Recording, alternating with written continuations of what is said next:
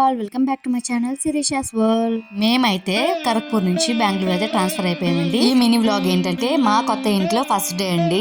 Morning లేచి fresh అయితే అయిపోయి ఇల్లంతా క్లీన్ చేసుకొని స్టవ్ కూడా క్లీన్ చేసుకొని ఫస్ట్ క్లాస్ బుట్లు అయితే అన్నిటికీ పెట్టేశానండి.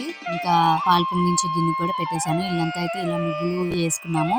మన తెలుగింటి వాళ్ళు ఎక్కడున్నా సరే ముగ్గులు అయితే కన్ఫర్మ్ కదండి. ఇంకా దేవుడి పటాలు కూడా పసుపు రాసి కుంకుమ పెట్టేశాను. ఇంకా ఈ వెంకటేశ్వర స్వామి పాదాలు విగ్రహం అయితే తీసుకున్నానండి. ఇంకా పూజకి సంబంధించిన కూడా నీట్ గా అరేంజ్ చేసుకున్నాను. అయితే పాలు పొంగించారు కాబట్టి స్టవ్ ఆన్ చేసి అయితే పాలైతే పెట్టేశానండి స్టవ్ మీద. ఇంట్లో చిన్నదిగా హ్యాపీగా ఉంది. బట్ ఏంటంటే సామాన్లు అన్ని చూడబోతే కొద్దిగా బెంగగా కూడా ఉందండి.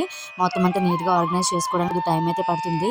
ఇంకా ఫస్ట్ డే ఇలాగ పూజతో అయితే నేను స్టార్ట్ చేశానండి. పాలైతే చాలా మంచిగా పొంగింది. 3 times పాలు పొంగించిన తర్వాత ఇందులోకి నేను కడిగి నానబెట్టుకున్న రైస్ అయితే వేసేసాను.